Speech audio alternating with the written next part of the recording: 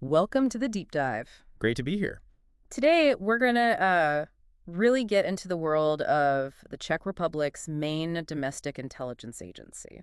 That's the Bezpečnostní informační služba, or BIS. Right, BIS. We've got some pretty compelling material here looking at how they operate their goals and some, frankly, major events they've been wrapped up in lately. Yeah, some really significant stuff. So the mission for us today is to kind of cut through the usual noise around intelligence agencies. We want to understand what the BIS actually does, Right. How it's put together and its role in Czech security. Especially with all the talk about foreign intelligence ops these days. Exactly. It feels very relevant. And what first jumps out at me looking at the BIS is their motto. Oh, yeah. What is it? Audi, vide, Pace. hear, see, be silent. Precisely. And you have to think, that's not just some old saying they dug up.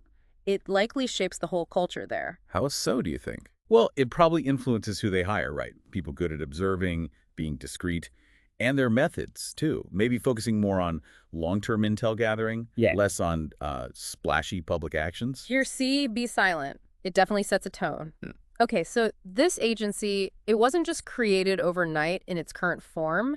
It has a history. Oh, absolutely. It was officially set up July 30th, 1994, but it grew out of earlier bodies. Like? Well, there was the Security Information Service of the Czech Republic that started in '92, and even before that, under the old federation, the Czechoslovak Federal Security Information Service. Ah, okay. So its history kind of mirrors the country's own political changes. Exactly. It shows how the need for this kind of intelligence service adapted over time. And what's the fundamental mission now? What are they supposed to be doing? Fundamentally, it's all about intelligence. Yeah. Their main job description is collecting, analyzing, and then getting that intel out there about threats to Czech national security. So finding the threats and telling the right people. Pretty much. And that involves all sorts of activities, some public, some definitely not. Mostly inside the Czech Republic, but sometimes abroad if needed. And advising the government. Yes, that's a key part. They're advisors on national security issues. That feels like a really broad scope. Where do they actually do all this work? And importantly, who keeps an eye on them? Right. Their main base, their HQ, is in Stodulky. That's in Prague 5. Gives it a specific place, not just some abstract agency. Makes it more real. And oversight. Well, they report right to the top. The government as a whole, the prime minister, and the president. So high-level attention. Definitely. Plus, there's parliamentary oversight from the Permanent Commission of the Chamber of Deputies. Okay, so multiple layers. Does that ever cause issues like too many cooks or coordination problems? That's a really good question. I mean, potentially. It ensures accountability, but yeah, you could see how in a fast-moving crisis, navigating those layers might be tricky. Interesting point. And internally, how are they set up? They operate under the government's command. And the structure is, well, it's described as military-like. Discipline, clear hierarchy. You'd assume so, yes. Makes sense for sensitive work. Legally, they're set up by a specific law. Act No. 154-1994 call. Got it. And a really crucial point. They're meant to be strictly apolitical. No playing politics. That's the idea. Now, they do have some police powers, but it's very limited. Detaining, arresting, interrogating, but mostly for internal stuff, like internal investigations. So not like regular police making arrests on the street. Exactly. It's more about their own internal discipline and oversight. It sounds like there are quite a few checks and balances then. There are meant to be. You've got the government, the Parliament Commission, and their own internal audits looking at what they do. And who's in charge of the whole operation? There's a director. That person is appointed by the Prime Minister, but this is important. They need the okay from the Security Committee in the Chamber of Deputies. So another layer of approval. Right. The current director is Mikhail Kudelka. He's been in the job since August 2016. Okay, that gives us a good picture of the structure, the who, and the how. Let's get deeper into the what. What specific tasks fill their days? Oh, it's a long list. Analysis is huge, obviously. Protecting democracy and the Constitution. Counterterrorism is a major focus. Standard intelligence agency stuff, you might say. Well, yes, but also counterintelligence. So, stopping other countries' spies. Yeah. Cybersecurity is massive now, protecting critical infrastructure online, fighting organized crime. Right. And then there's counterproliferation. This one's interesting. It's about stopping strategically important intelligence from getting out. What kind of intelligence? Could be anything sensitive. Political plans, economic vulnerabilities, details about the Czech Republic's own intelligence operations or defenses, basically preventing leaks that could be exploited. So protecting secrets within the government, the economy, even within the intelligence world itself. Exactly. It's a really critical, maybe less visible part of their job. That is a broad mandate. Okay, let's shift to some things that did become visible. Big events where the BIS played a role, or at least where their world intersected with ours. The Verbidus explosions in 2014 have to be top of the list. Absolutely. A truly shocking event.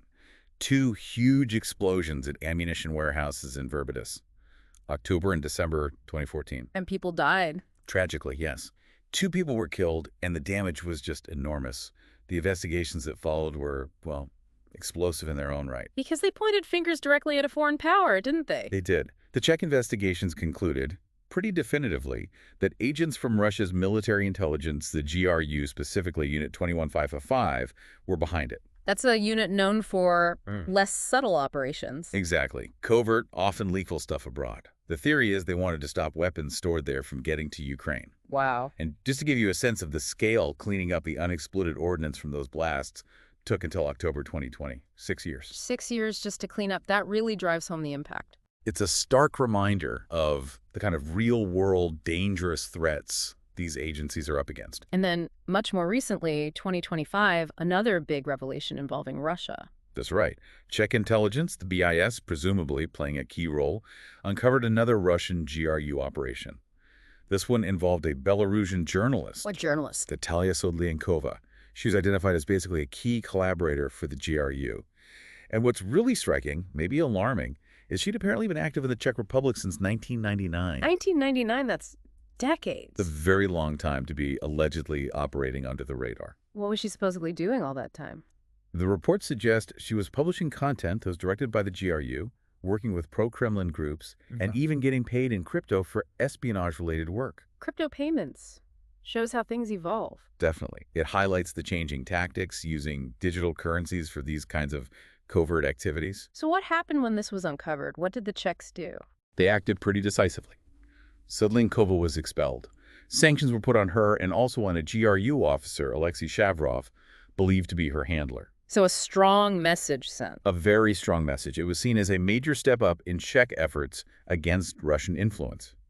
And it just underlines this ongoing threat, foreign intelligence working inside European countries. And didn't this case mention a specific unit within the Czech system? Yes. The Center Against Terrorism and Hybrid Threats was mentioned in relation to this exposure. It shows they have dedicated structures trying to tackle these modern, often blended threats. It's really eye-opening when these things surface. Makes you wonder what else is going on unseen.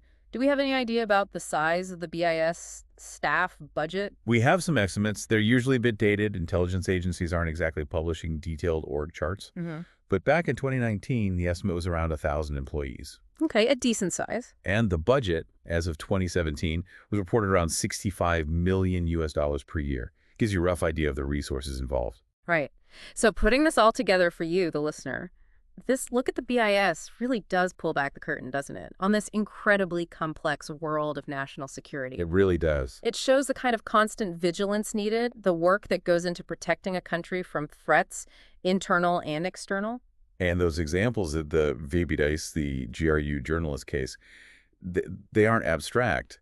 They show the real-world consequences, the real dangers involved. Absolutely. It's not just policy papers. It's about tangible threats and the people working, often silently, to stop them. Dedicated professionals doing work most of us never see, safeguarding the country. So let's circle back to where we started. That motto, Audi, vide, tes. Hear, see, be silent. Yeah. After looking at what the BIS does, its structure, these big events, what does that motto really mean for democracy? Having an agency that operates by design with that philosophy. It's a tough balance, isn't it? How do you square that need for secrecy, which is obviously vital in intelligence work, with the need for transparency and oversight, which are just as vital for a democracy?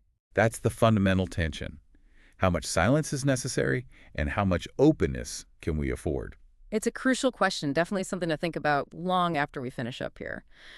Where do you draw that line?